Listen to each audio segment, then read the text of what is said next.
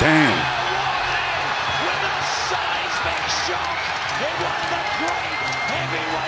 Hey, man, I'm sold. Fabio Wardley's the goods. And he got the dog in him.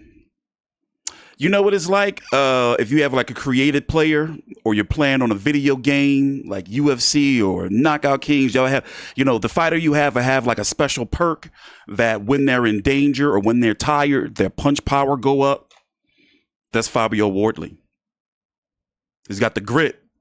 I was concerned about his conditioning and stamina, but as we've seen in the last several fights of here, by the way, just stopped Joe Parker. What was that, round number 10? Great fight on a shitty ass $40 pay-per-view that shouldn't have been pay-per-view here in the States in the first place because it helps nobody. It doesn't help the fighters because, they're not getting exposure when you're saying, hey, it's a big time heavyweight fight going on right now, but you got to pay $40.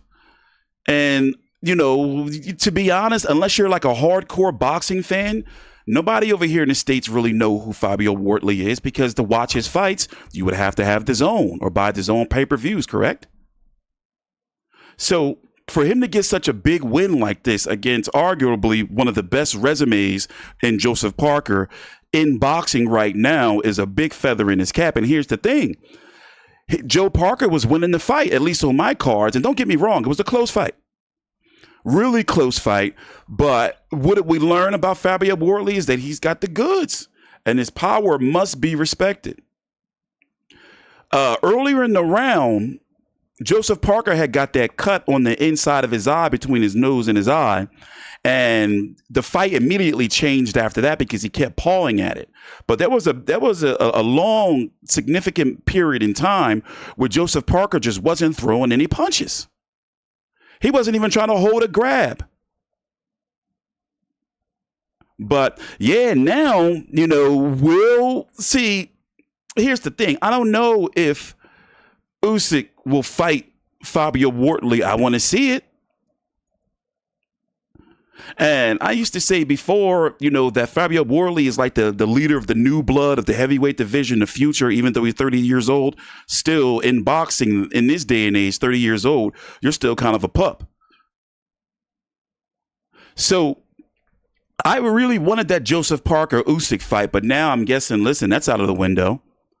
So now if Usyk doesn't fight Fabio Wardley next, I would like to see a Wardley Parker rematch. But who would Usyk fight next if it's not going to be Wardley? He already turned down Moses Atama, and frankly, Moses Atama, even though I would like to see the fight, he hasn't really done anything to deserve the fight. So, and really, I just don't really see the hype yet in Moses Atama. I haven't seen enough yet. By the way, this was a shitty pay-per-view. I started doing chores. I started sorting all the change in my in my desk. I started scanning documents. Like that undercard was shit, man. Like I don't understand why we got to go through this here in the States. Let's listen into the particulars before we talk about it. It was unbelievable. What a fight, what a night. And also, who asked for Derek Chisora, Dylan White 3? Who asked for that? And they're gonna slap that shit on pay-per-view. Don't get me wrong. Let's listen in. Minute 54 seconds of round number 11. It was 11. In charge, Howard Foster steps in to stop the contest. Therefore, your winner by way of technical knockout, still undefeated, and new WBO interim heavyweight champion of the world, Fabio Wardley. So Wardley's got what? The WBA interim and the WBO interim. So he's Usyk's mandatory. In many a year, in June. He's Usyk's mandatory. We're going to wait for the post-fight interview. But yeah, I would want to see that Parker. Parker was on his way to see me. Like, if Parker would have kept boxing, and if it wasn't for the cut, but then again, woulda, coulda, shoulda, right? Fabio Wardley's the winner, and I'm sold. If I was to do my top heavyweights right now, obviously Usyk number 1. Fabio Wardley's now number 2. Isn't that crazy? Ija Caballel number 3. I'm still going to keep Joe Parker at number 4. Oh, let's listen into the post-fight interview. That might top the lot. That was absolutely sensational, Fabio. You're still unbeaten. I have to come for you for initial thoughts of what you just went through there.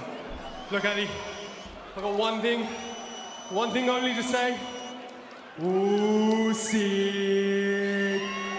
Usyk. And you will get Alexander Usyk as well. Fabio, your story, we continually talk about it. It's a Hollywood story that I feel like has a big Hollywood ending coming, but you just knocked out the second. Fabio got a chin too. Fabio. So what does that make me then? Makes you the second best heavyweight in the world, Fabio. Baby. Look, I said all the way through this build-up, all the way before this fight was made, we picked Joseph Parker. I believe I'm at the top. I proved I'm at the top. You number 2. Big shots. He landed some big shots. In the second round, you looked like you had him out. And it's shots that normally put people out. How did you continue to not get dispirited when you were landing those big shots, but he was able to take them? Look, it's something we planned for, something we drilled for. All credit to Joseph Parker. That man can't get enough respect from me. He deserves the world of respect from the boxing community. He took a chance when he didn't have to against a risky fighter like myself. But we knew he was tough. He was stubborn. He weren't going to go nowhere quickly. So I knew when I had him hurt, I had to take my time a bit. And look, he may go down. Damn, Joe Parker leaving. I knew he wasn't going to go the first time of asking. So we knew we had to work on it, pick our spots, pick our places, and eventually get him out of there. Everyone talks about your knockout power, and I think we saw it again. No one seems to talk about your chin and your fitness. I know you do a lot of stuff with boxing science, but you got a chin as well, Fabio. You seem like you can do everything now. Yeah, look, for what I lack in experience, I make up for in chin, heart, determination, will.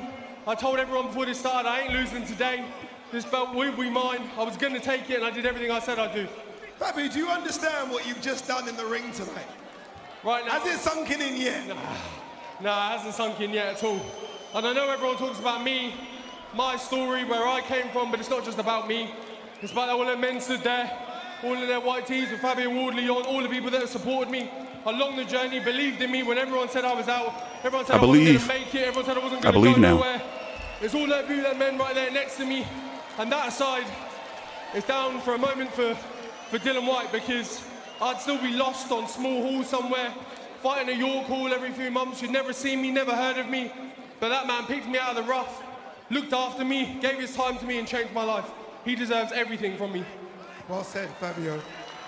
You seem to just be a fighter that wants a fight. He hurt you a couple of times, and most fighters retreat. You decide to go forward and say, come on, let's have a fight. You seem to be more dangerous when you're hurt, Fabio. Yeah, look, I'm not taking nothing away from Joe, but I wasn't hurt in the moments. I was just sloppy. I got caught on my feet in silly positions. I got caught off centre, committing too much to a shot and taking the return, but I wasn't ever hurt. I wasn't ever buzzed. I wasn't ever rocked. Look, I said it time and time again, I'm not the most clean, perfect amateur with all the fleety footwork, but look, I get the job done. Yeah, dude can fight. Were you surprised for real, when Howard Foster came in and stopped it? I thought he should have stopped it about 5-6 punches ago. If not that time, then the other time. But look, boxing will be boxing. I'm not here to cry about what could have been, what was. I only keep going. If the bell hasn't gone, the ref hasn't waved it off, then I'm still throwing punches. Don't go anywhere, Fabio. Let me bring in the man. You said Usyk. This is the man. Frank Warren, man. People pissed at him about this fucking pay-per-view. He got nasty when reporters asked him about it, too. A lot of incredible stories. This might be your biggest story yet, what this man has achieved and what he continues to achieve. Pay-per-view, I meant the main event saved the whole event. Usyk next for him, Frank. He said he wants to do it, and that's what it'll be. It was trash. He's so right what he says. It's a 36-minute fight. And no disrespect to the fighters. I'm just saying they could have did y'all better than Does that. it time and time again. You know, he was behind in the fight again. But honestly, I sit there in amazement. Somebody's had 0 amateur experience, 20 fights. That's crazy. A former world champion and a guy who's just beaten 3 or 4 guys in the top 10 and done it in style. God, everyone, Ipswich should be absolutely proud of him, as we all are in the UK. You know, hell yeah, I'm team Ipswich. Phenomenal performance. He is just something special. And you know what? 2 lovely guys, 2 really great professionals. But what a fight. That was edge of your seat stuff all the way through. Both of them gave everything they had. And this man here, my God, I'll take my hat off to him. It's, you know, it's a story I've never seen in boxing before. I want him to have a long rest, Frank, but are we talking a big summer fight in a stadium? We know the support will come out for Fabio. Fabio Wardley versus Alexander Usyk for all the marbles up. They love putting everything in stadiums over there. He's not going to vacate that belt. He won't vacate the belt. His next fight, Fabio Wardley, will be for the 4 belts. Not 1 belt, 4 belts. He's the WBO interim champion, and his next fight is what he deserves for a performance, an unbelievable, ballsy, brave, unbelievable performance. I mean, we're all proud of it. We're proud of you. Fabio, I've got some good news and bad news. Good news, it's going to be Alexander Usyk. Bad news, it's going to be too big for Portman Road. It's going to be way too big for Portman Road, Fabio. But how does it feel knowing, when you hear what Frank said there, considering your journey, that it is going to be one of the all-time greats for everything in the heavyweight division, Fabio? Eddie, you're laughing, I'm laughing. It sounds like a dream, it sounds like a fairy tale, but look, this is real life. I'm proof of hard work, commitment, love of the game, love of the sport, dedication that you can make it in this sport. You got to give yourself to it, but boxing will give you everything and more. Fabio, you came out to an incredible noise from the fans, as you always do. Quick word about the fans that got you through a couple of hard times in that fight tonight. Yeah, look, this is boxing, not football, but they're my 12th man on the pitch. They're the extra fire, they're the extra 5-6 punches I need to finish that combination to get Joe out of there. So, look, as much as I commend me, my team and everyone else, it's these people as well that have followed me up and down the country, followed me across the world, that shout my name, support me, wear my tee. So, look, thank you everyone. I can't have done this without you. Fabio, congratulations. Alexander Usyk next, and this rocky story continues, and who knows where it's going to end, Fabio. Congratulations. Thank you very much. Adam, back to you. Well, so there's nobody else. I mean, who would you want to see him against? It has to be Fabio Wardley, right?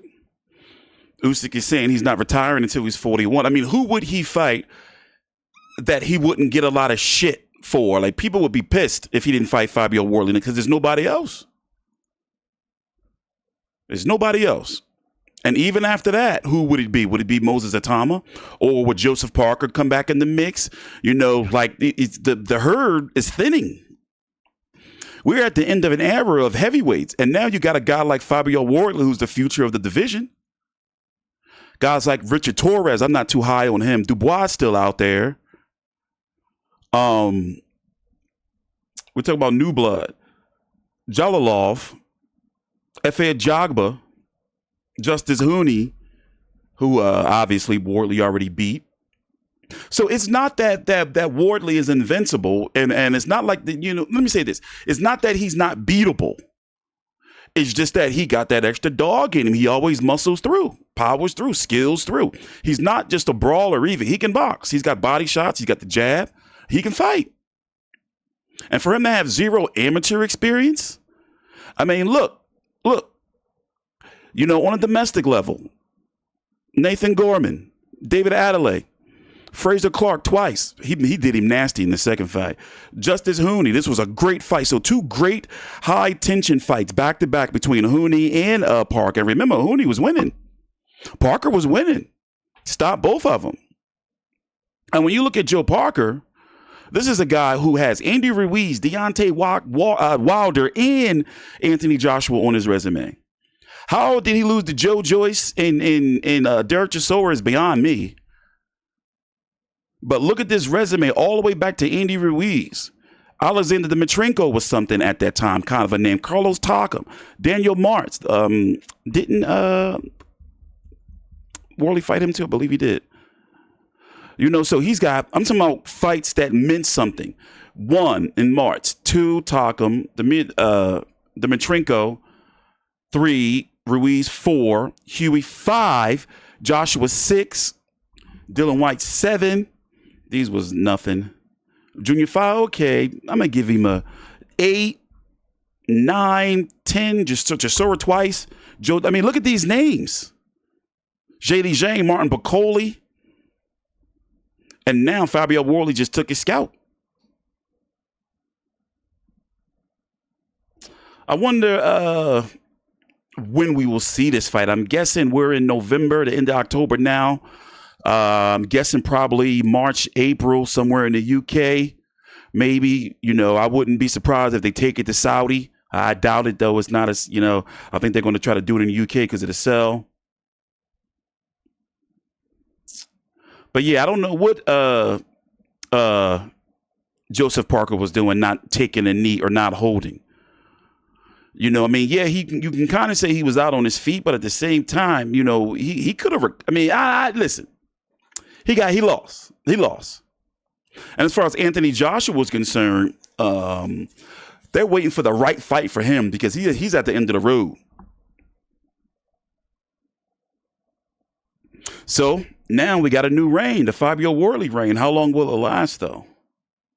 By the way, in other heavyweight news, Kubrat Pulev is going to be taking on Marat Gassiev, from my understanding.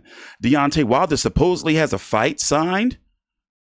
What if Usyk fights Wilder? I'm not really with that, though. He can't go, I'm not with that. I'm not with that. I'm not with that right now.